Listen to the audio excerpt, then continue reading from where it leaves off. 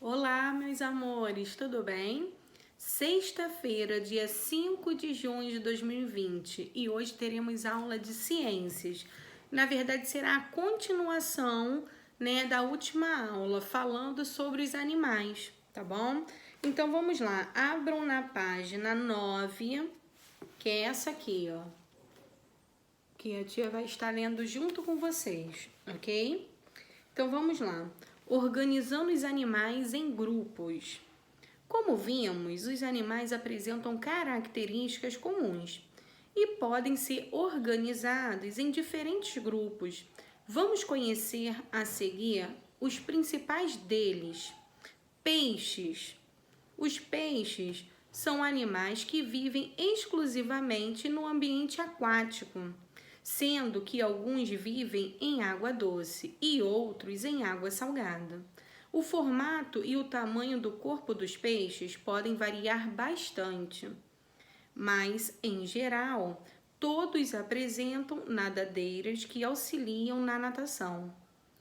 A maioria dos peixes tem o corpo coberto por escamas, cujos formato e tamanho também são variáveis, ou seja, de diversos tamanhos, pequeno, grandes, né? São infinitas variações.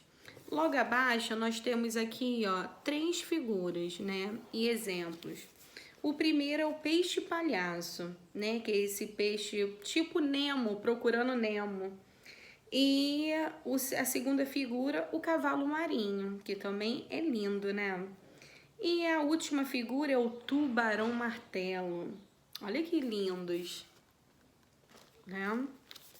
Abaixo está escrito: os peixes conseguem respirar debaixo da água graças às brânquias, que são estruturas capazes de captar o gás oxigênio presente na água. Observe as imagens. Aí aqui, ó, diz o processo, né? Aí aqui mostra as brânquias e o opérculo, né, de um peixe. Mais abaixo está escrito anfíbios. Uma das principais características dos anfíbios é a pele fina e úmida. A maioria dos anfíbios é semiaquática, ou seja, uma parte de seu desenvolvimento dentro da água e outra parte fora. Durante o período em que vive na água, os anfíbios respiram por meio das brânquias, de modo semelhante aos peixes. Depois de adultos, respiram principalmente por meio de pulmões, né, e da pele. Página 10. Os sapos, as rãs e as pererecas são os anfíbios mais conhecidos, porém, as salamandras e as cecílias também fazem parte desse grupo. Aí abaixo estão aqui, ó, os exemplos, né, dos sapos, rãs, perereca, a salamandra e as cecílias, tá? Aí logo abaixo tem répteis. Ao contrário dos anfíbios, os répteis têm a pele bem seca. Alguns répteis, como as serpentes e os lagartos, têm a pele coberta por escamas. Outros, como os jacarés e os crocodilos, têm o corpo revestido por placas de ossos. Há ainda os que têm uma carapaça protegendo o corpo, como as tartarugas e os cágados e os jabutis. Aí abaixo tá aqui, ó, o exemplo das serpentes, os jacarés e os jabutis. Mais abaixo tá escrito: a maioria dos répteis é bem adaptada ao meio ambiente terrestre e pode até mesmo habitar regiões desérticas, onde chove muito pouco. Mas existem espécies que vivem sempre próximas à água e outras que são aquáticos, como as tartarugas marinhas. Todos os répteis respiram por meio de pulmões, ou seja, captam o gás oxigênio presente no ar. Assim, mesmo os que vivem na água precisam subir à superfície na superfície, né, de tempos em tempos para respirar. Aí aqui, ó, abaixo está as figuras, tá? As representações. A primeira está dizendo: algumas serpentes e alguns lagartos são capazes de viver em ambientes bastante secos.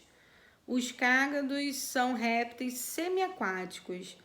E na última está dizendo: apesar de viverem dentro da água, as tartarugas marinhas precisam subir a superfície para respirar. Página 11. Igual ou diferente?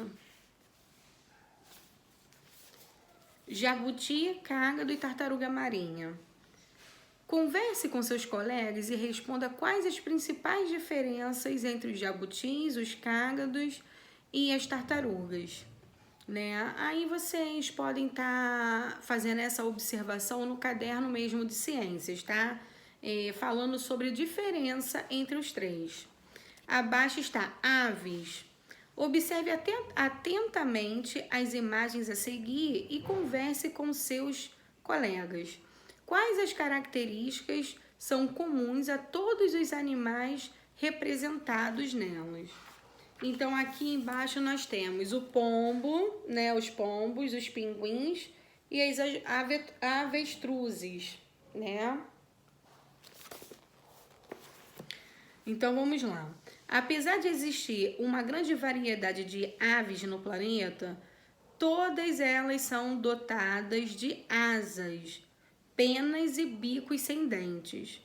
Entre essas características, a mais marcante e exclusiva das aves é a presença de penas, que ajudam a controlar a temperatura do corpo e a voar.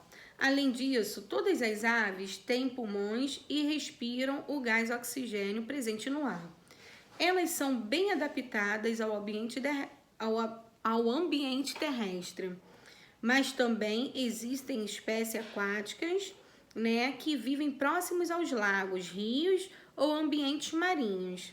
A maioria das aves é capaz de voar, como os pombos e os gaviões, graças às asas e às penas que revestem, né, seu corpo.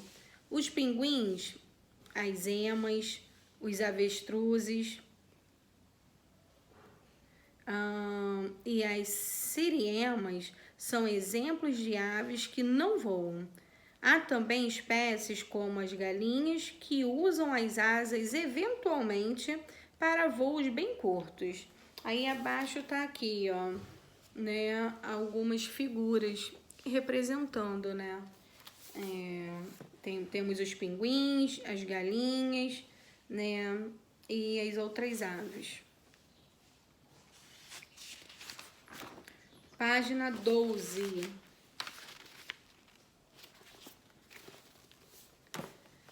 A alimentação das aves geralmente está relacionada ao formato do seu bico. Observe os exemplos. Aí aqui nós temos as imagens, ó. Temos um beija-flor, temos o tucano e temos um gavião. Então vamos lá. O bico fino e alongado do beija-flor permite que ele se alimente de açúcares, né? Néctar das flores. As aves que se alimentam de frutos ou sementes duras geralmente têm o bico forte e de base larga. As aves carnívoras têm o bico forte e curvado, em forma de gancho. Assim conseguem rasgar e cortar a carne de suas presas. Desafio: que nem todas as aves voam, você já sabe. Agora você conhece outros animais que não são aves, mas têm asas e capacidade de voar? Então essa perguntinha você também vai responder no caderno, tá? Abaixo está mamíferos. No grupo dos mamíferos estão incluídos os animais cujos filhotes se alimentam do leite produzido pelo corpo da mãe, ou seja, animais que mamam. Após algum tempo, o filhote começa a se alimentar como um adulto, que pode ser herbívoro, carnívoro, onívoro ou detritívoro. Aí aqui abaixo temos o exemplo, ó, né? Que é o ser humano é um exemplo de mamífero. Égua amamentando seu filhote, que também é outro exemplo de mamífero. Aí abaixo, outra característica marcante dos mamíferos é a presença de pelos revestindo o corpo. A quantidade e o tamanho podem variar, mas todos os mamíferos têm pelos e ao menos um momento da vida, né? Página 13. Os mamíferos podem habitar ambientes aquáticos e terrestres. Como todos os mamíferos respiram por meio de pulmões, os que vivem na água precisam subir à superfície de tempos em tempos para respirar. É o caso das baleias e dos golfinhos. Quanto à locomoção, os mamíferos podem caminhar, correr, andar e até mesmo voar. Agora, vamos conhecer alguns grupos de animais bastante numerosos e diversificados quanto à forma do corpo, ao tamanho, à alimentação e à locomoção.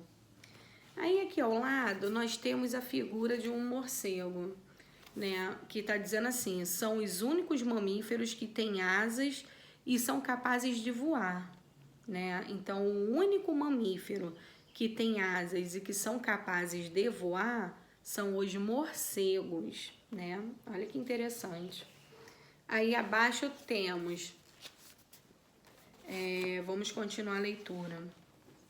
Poríferos. Os poríferos são animais aquáticos que têm o corpo cheio de poros, né? Pequenas aberturas. Existem espécies de água doce, mas a maioria dos poríferos vivem em água salgada. Eles não têm capacidade de se locomover, vivem fixos sobre rochas no fundo do mar ou dos rios. Os principais representantes desse grupo são as esponjas. Aí aqui, ó, temos a imagem, né? Abaixo, cnidários. Os cnidários também são animais aquáticos e a maioria vivem em ambiente marinho. O formato do corpo e o tamanho e as cores podem ser variáveis. Como exemplo, podemos citar a água-viva, né? As anêmonas e os corais. Alguns cnidários vivem fixos no fundo do mar ou sobre rochas. Outros, como a água-viva, são capazes de nadar livremente. Aí aqui tá, ó, que na verdade esses poríferos é isso aqui, é como se fossem esponjas, né? As esponjas do mar. E aqui as águas vivas e aqui o coral. Vamos lá, página 14. Vermes. Os vermes podem ser encontrados em ambientes aquáticos ou em ambientes terrestres úmidos. A maioria deles é parasita, ou seja, passa parte de sua vida no corpo de outro ser vivo, sugando nutrientes e podendo causar doenças. Alguns vermes, como as planárias e as tênias, têm o corpo achatado. Outros, como a lombriga, têm o corpo cilíndrico e alongado. Aí aqui abaixo, ó, temos as imagens. Anelídeos. São exemplos de anelídeos as minhocas e as sanguessugas. Eles têm o corpo alongado e dividido em anéis. Esses animais podem viver em ambientes aquáticos ou terrestres. As minhocas vivem no solo e, ao se deslocarem, formam túneis, né, que ajudam a melhorar a condição para o crescimento das plantas. Aí aqui nós temos, ó, as imagens também. Moluscos. Os moluscos são animais de corpo mole que podem habitar ambientes terrestres ou aquáticos, de água doce ou salgada. Como exemplos desse tipo de animais, podemos citar o polvo, a lula e os caramujos, as lesmas, as ostras e os mexilhões. Alguns apresentam uma concha externa que protege seu corpo. O polvo, né? O polvo é um exemplo de molusco aquático. B, o caranguejo é um exemplo de molusco que tem o corpo protegido por uma concha. Então, aqui eu está dizendo que, né, é a A e a B. Então, na A está dizendo que o polvo é um exemplo de molusco aquático. E o B, o caramujo, é um exemplo de molusco que tem o corpo protegido por uma concha. Então, aqui, turminha, nós terminamos, porque a nossa aula hoje foi da página 9, né, à página 14. Foi só para a gente estar conhecendo, né, sobre os animais. Na próxima aula, nós vamos estar falando um pouco mais sobre os animais, né, e faremos uma atividade também, tá bom? Então, espero que vocês leiam com atenção, né? Que vocês, se tiverem curiosidade, vocês podem buscar mais informações na internet sobre os animais, mas o livro tá bem completinho. Então, é muito bom, né, a gente ter uma aula e conhecer, né, a diversidade que nós temos de animais, como eles vivem, como eles se alimentam, como se locomovem. Então, prestem atenção, leem com muita atenção, porque na próxima aula nós vamos precisar dessas informações para estar fazendo exercícios, ok? Um beijo, tchau!